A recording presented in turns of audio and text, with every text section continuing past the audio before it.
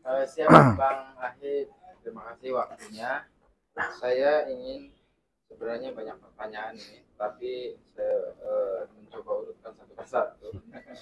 Ya, silahkan. Pertama, Bang, bahwa saya juga telah mendengarkan di dalam sebuah persidangan ada intimidasi, ada sebuah ancaman atas klien abang sendiri ini, bahwa di situ dijelaskan terkait ada kaki yang diinjak oleh kaki lagi, kaki meja tapinya.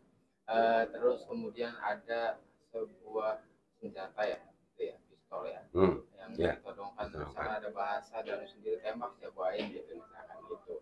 Nah, terus ancaman-ancaman itu yang kemudian akan mengarahkan Danu akhirnya tidak membongkar sebagainya.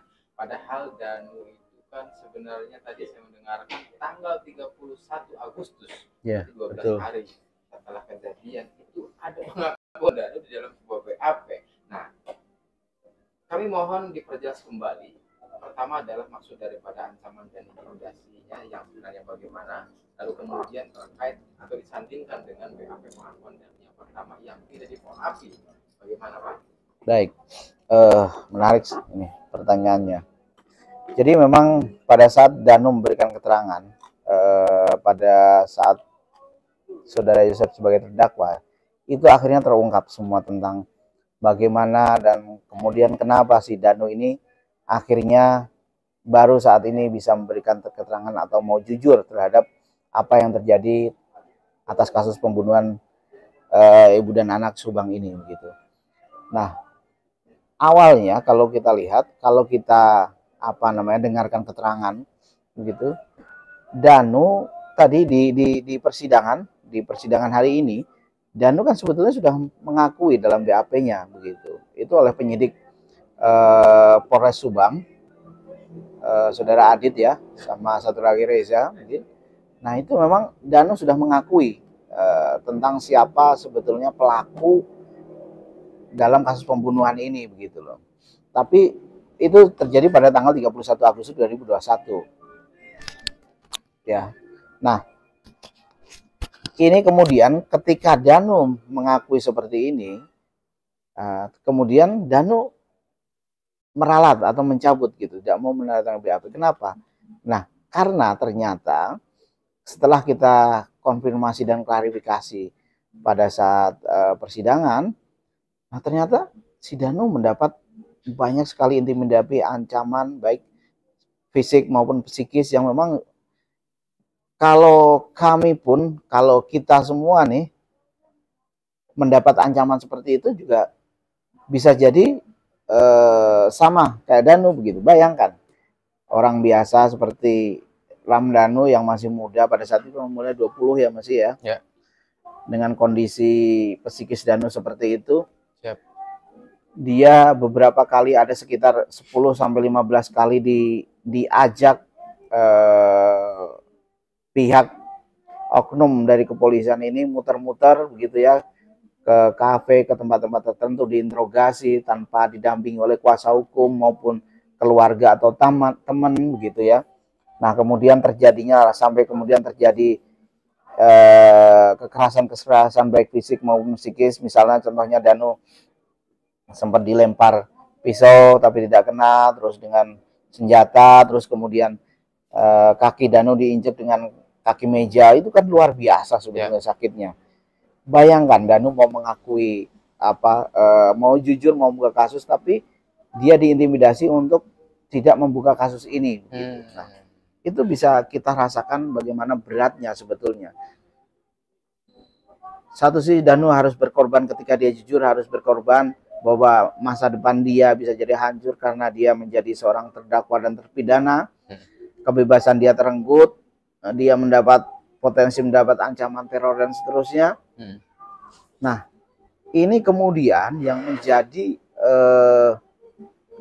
alasan kenapa Danu kemudian mencabut atau tidak jadi mengakui BAP yang mau ditandatangani tadi karena kekerasan itu tadi begitu. Nah, ini kan sangat kita sayangkan kejadian-kejadian seperti ini. Di era kita yang modern seperti ini, di tengah orang sedang memupuk kepercayaan terhadap penegak hukum, tapi malah orang yang mau mengungkap fakta sebenar-benarnya, terang-terang, sejelas-jelasnya, malah kemudian mendapatkan ancaman oleh oknum dari pihak penegak hukum itu sendiri. Oh, siap.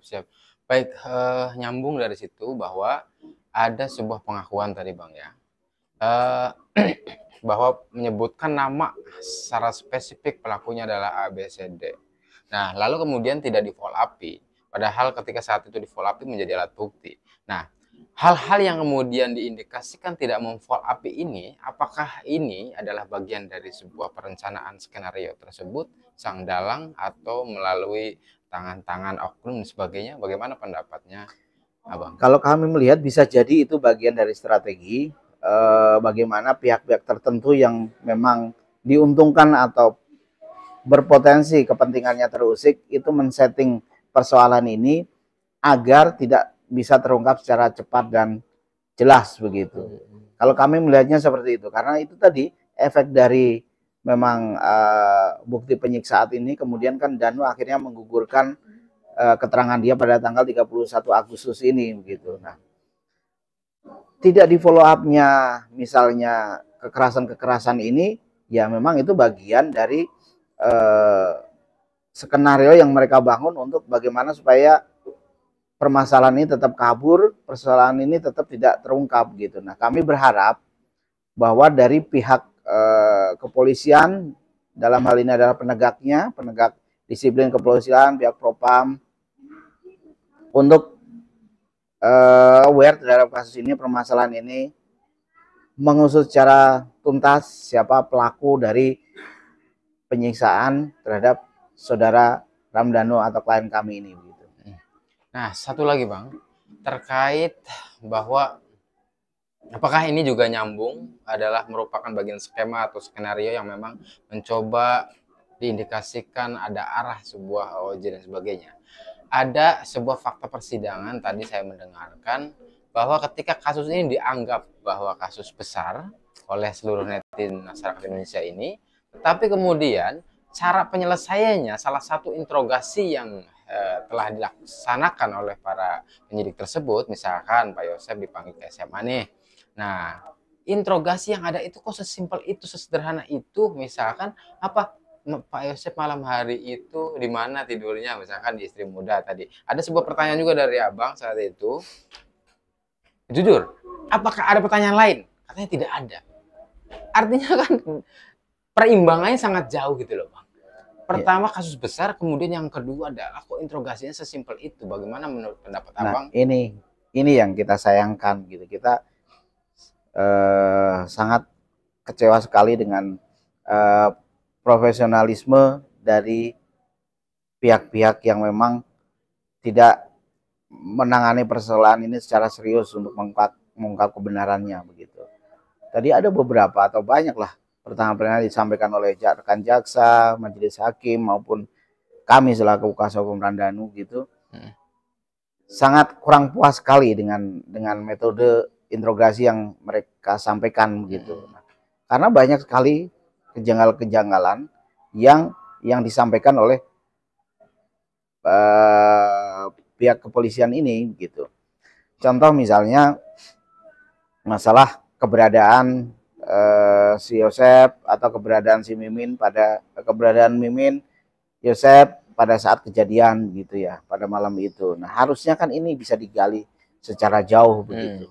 Karena walaupun ini masih proses interogasi ya, masih belum proses penyidikan atau dalam hal ini masih proses penyidikan masih proses penyelidikan gitu ya.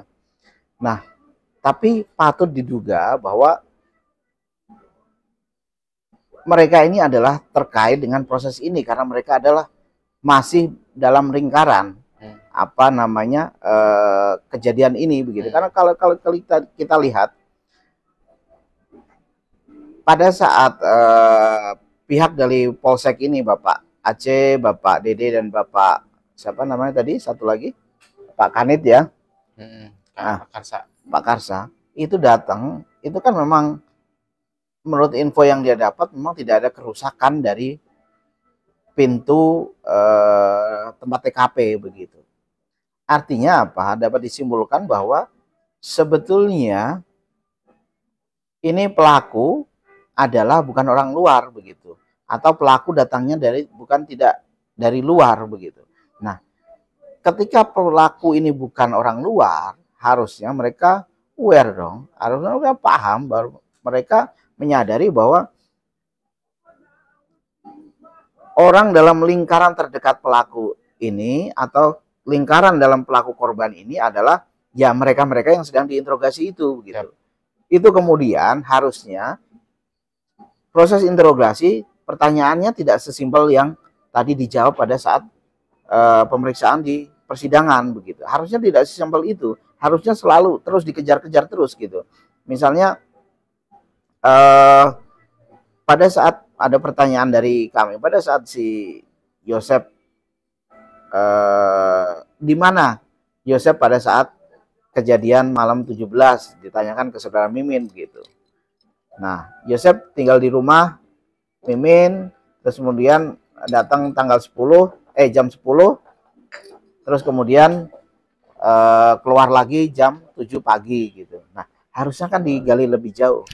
Yosep itu dari mana kok sampai pulang jam 10 begitu. Nah, apakah Yosep sebelumnya komunikasi dengan pihak-pihak tertentu begitu. Nah, ini kan yang harusnya menjadi stressing dari pertanyaan penyidik atau pertanyaan dari pihak Polsek itu tadi untuk menggali lebih dalam tentang keterlibatan para pihak-pihak yang punya potensi menjadi bagian dari tindak pidana ini begitu.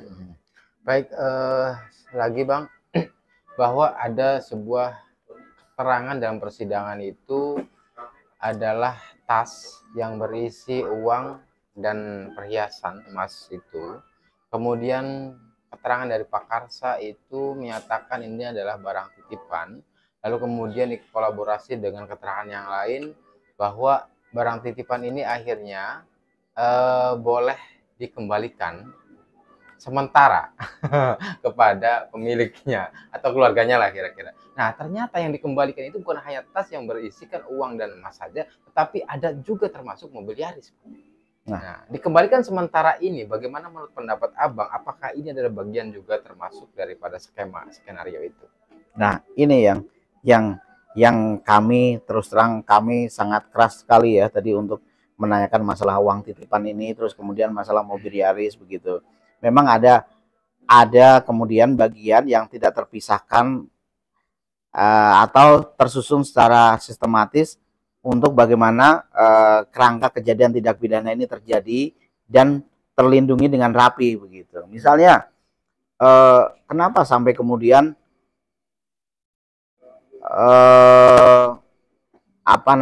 tas ini kemudian isinya uang dikembalikan kepada Yosep, padahal itu kan diambil dari TKP oleh pihak kepolisian begitu. Ini kan harusnya menjadi bagian barang bukti yang memang harus diamankan oleh pihak kepolisian.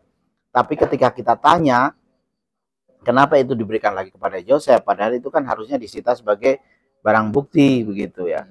Nah, alasannya karena itu titipan. Ini kan yang menjadi tidak masuk akal karena tadi pun setelah kita cross check antara Pak Aceh dan Pak Karsa ya, Pak Kanet, itu kan ternyata mereka saling lempar tanggung jawab, saling lempar badan, ketakutan seolah-olah bahwa ini nanti akan mengancam mereka begitu loh. Ini akan mereka akan dipersalahkan begitu. Harusnya kan fair saja begitu, sampaikan aja. Kita kan mau keterangan yang sejujurnya yang terungkap di persidangan ini begitu ya. Nah, harusnya semua hal yang terkait dengan proses tindak pidana ini itu buktinya, maksud kami itu kan harus dilakukan penyitaan ketika itu berhubungan begitu. Ini terbukti kekhawatiran kita terjadi ketika uang itu atau barang itu dikembalikan pada Yosep karena itu alasannya titipan. Kemudian ketika dibutuhkan untuk pemeriksaan lanjutan, ternyata uangnya akhirnya kan berkurang, ya kan?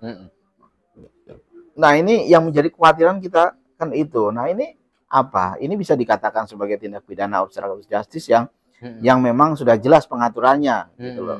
Nah, inilah kemudian sampai mobil Yaris ini dibawa lagi, kan kita tidak tahu apa yang ada di mobil Yaris itu, apakah ada sidik jari dari apa pelaku, terus kemudian main di bawah saja.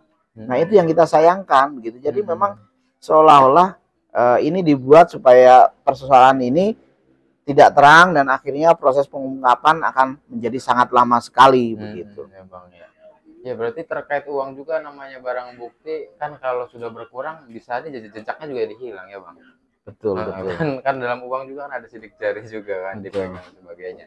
Nah, lagi nih